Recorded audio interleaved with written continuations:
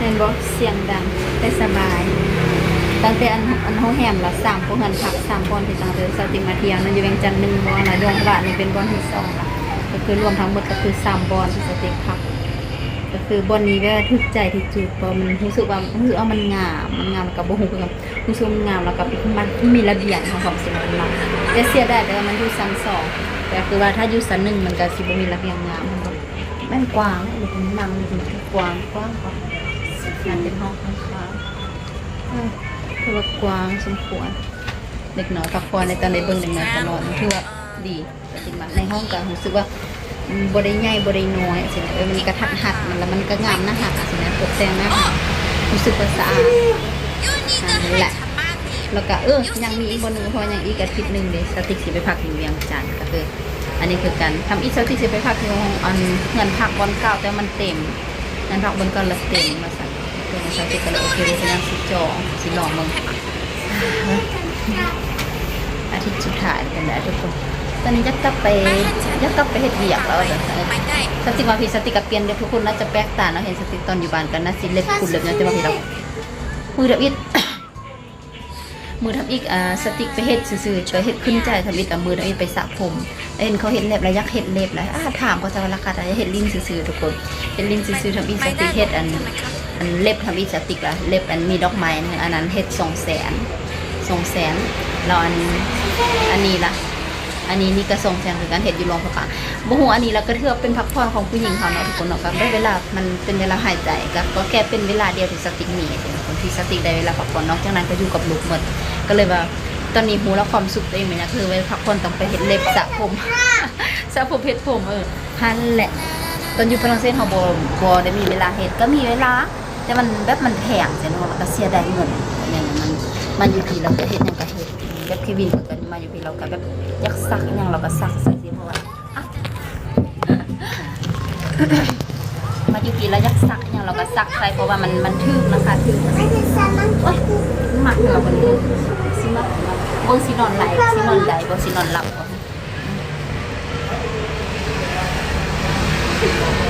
เสียงดังตลอดเพราะมันอยู่ติดกับทางรถแล้วสวัสดีกติชา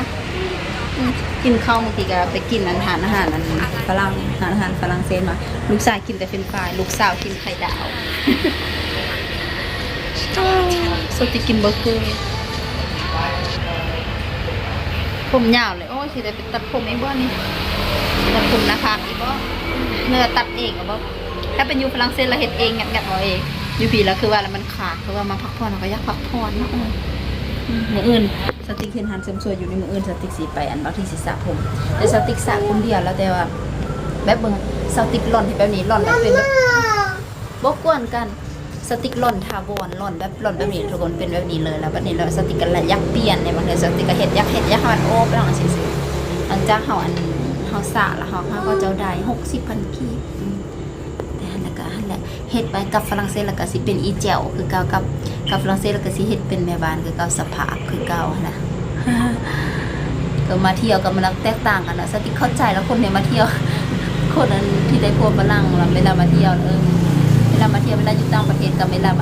มาเที่ยวบ้านตัวเองแล้วมันต่างกันขนาดสินะมาเจอกับตัวเองจังเข้าใจว่าเป็นอย่างกันท่านแหละทุกคนก็ว่าอยู่ต่างประเทศแล้วมันความกดดันหลายอย่างสินะหลายอย่างละมาเที่ยวบ้านเฮาก็เลยเฮ็ดแต่คือว่าทุกคนก็บ่คือกันและมักบ่คือกันรู้สึกตัวเองงามกับผมทรงนี้ยองตัวเองแล้วแต่หน้านี่แต่หน้าเป็นตางามเป็นตาบัวว่ามันถ่ายวิดีโอกลางคืนแล้วแบบไฟมันก็สวยอย่างเงี้ยมันก็เลยเบลอ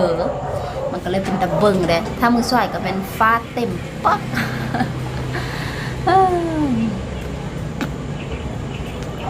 ทำอีกล่ะทำอีกสติกอันต้นสติมาทุกคนมีกระเป๋า3 ใบเป็นบ่มีกระเป๋าน้อยของลูกหันคนละหน่วยแล้วกระเป๋าพัวนึงแล้วก็แล้วเสื้อผ้าสติกมีแต่ประมาณ4-5 ชุดแต่สมือนี้สติกมาเป็นแล้วสติกก็ซื้อแล้วก็สมืออันซื้อกระเป๋าแล้วเด้กระเป๋าเฮ็ดบ่ฮู้เฮ็ดกี่วิดีโอแล้วบ่ซื้อกระเป๋าแล้วเด้ตอนนี้มีกระเป๋าคนละหน่วยเต็มหมดมันนี่สิบ่ซื้อหยังละถ้ามีสติว่าสิซื้ออาหารเวลาอยู่ฝรั่งเศสคิดเนี่ยก็เป็นความฝันเวลาอยู่ฝรั่งเศสโอเคเวลาไปเที่ยวลาวเวลากลับบ้านแล้วสิอัน เวลากลับมาแล้วเวลากลับมาฝรั่งเศสแล้วสิซื้ออาหารลาวแล้วมาเฮ็ดสต็อกหลายๆซั่นแต่ความจริงบ่มีหยังสต็อกมันอยู่คูณมันมีหมดแล้วซั่นมันมีทุกอย่างน่ะก็แค่เป็นแบบปัญหาก็เป็นเฮาเองสิเป็นปัญหาเป็นสติเองเฮ็ดอาหารบ่เป็นจังซี่นะก็เลยว่า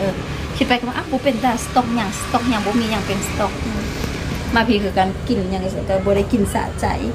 ตอนอยู่คุณคิดว่าโอเคมาบ้านแล้วสิกินอีหยังให้มันสะใจที่สุดสิเลยมาฮอดพี่แล้วก็บ่มีหยังต้องสะใจบ่มีหยังเป็นตายากว่าจะเอาไปเฮ็ดแล้วก็แล้วแต่อยู่อยากกินตำอยากกินแท้กินน้ามาพี่แล้วกินแล้วก็แล้วว่าแล้วกินแล้วก็รู้สึกว่ามันบ่แซ่บปะสินะกินรู้สึกว่าน่าจะแบบป้ามันเปลี่ยนบ่นั่นแหละทำอินว่าสิที่ได้คนเครื่องคนอาหารจากลาวไปฝรั่งเศสหลายแต่ว่าได้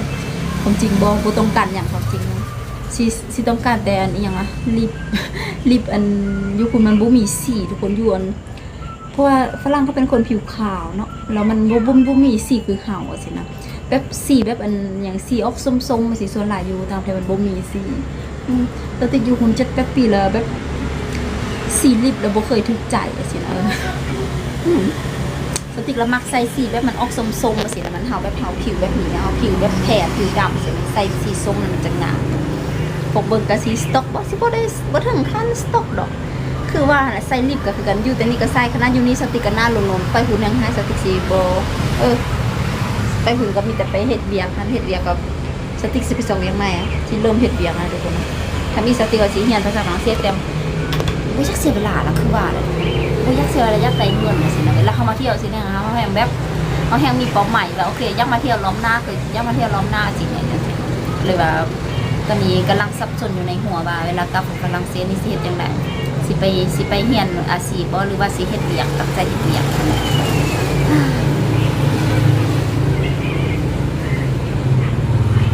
คนที่ร่อนผมมาสติกแล้วว่าโอเคเจอกันอีกปีนึงมาเฮ็ดอีกว่าซั่นอีกปีนึงผมสติกก็สิยาวแล้วที่สติกบ่ฮู้เฮ็ดอยู่ฝรั่งเศสเท่าใดเพราะว่าบ่เคยไปถามอันนี้สติกเฮ็ดประมาณอันเท่าใดว่าล้าน3หรือว่าล้าน5สิแม่นละล้านน่าจะล้าน3เฮ็ดอันนี้บ่ได้มีหยังก็มีแต่สะตัดแล้วตัดในสติกตัดแล้วก็เขาเอิ้นว่าดัดแม่นบ่ดัดไฟฟ้าน่ะนี่เนาะตัดสติกเฮ็ดทั้งหมดทั้งเล็บอันเล็บ200,000แล้วก็อันนี้น่าจะล้าน3ทั้งหมดล้าน5แต่ก็โอเคก็งามดิรู้สึกแบบมั่นใจตัวเองนะบ่ต้องแบบปกติสติเป็นผมแล้วสิตลอดสินะมันบ่เป็นตาเบิ่งแล้วก็ต้องเฮ็ดผมฟูได้นิดนึงสิมันยังเป็นตาเบิ่งอันนี้นะทุกคนเพิ่มความมั่นใจให้ตัวเองหั่นแหละมือพักผ่อนเดือนนึงเดือนครึ่งถือว่ายาวเด้อคือได้ต้นเลยทุกคนต้นมันถือว่ามันเกินไปบ่โดนอีหลีหรือว่าเป็นเพราะมากับเด็กน้อยแล้วมันพักผ่อนก็บ่ได้พักผ่อนบ่บนนี้นี่อันมีอาหารเสาอินคูมีอาหารเสาอยู่ไหนก็ถือว่าราคาบ่ได้แพงหลายก็ถือว่าโอเคก็แพงอะไรสำหรับเฮาบ่แพงอะไรเอาแพงอะไรแต่ก็แพงแต่เฮาก็สู้ได้อยู่เพราะว่าเฮามาเที่ยวนี่ตัวเราเที่ยว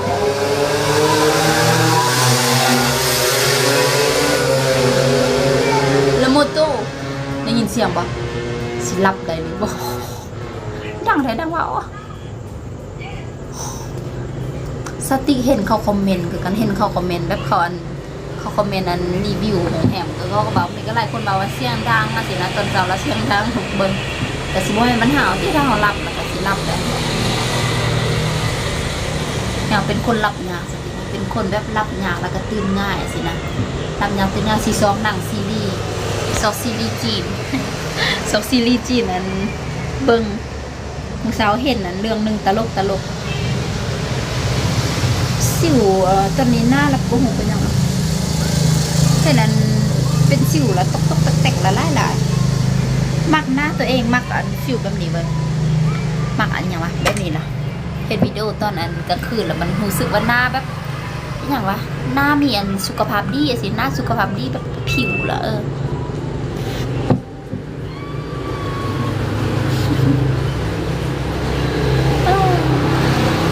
มึงลูก2 คนเบิ่งหาเบิ่งมือเด็กน้อย2 คนกติชากานิชตามมาโทรศัพท์เครื่องเดียว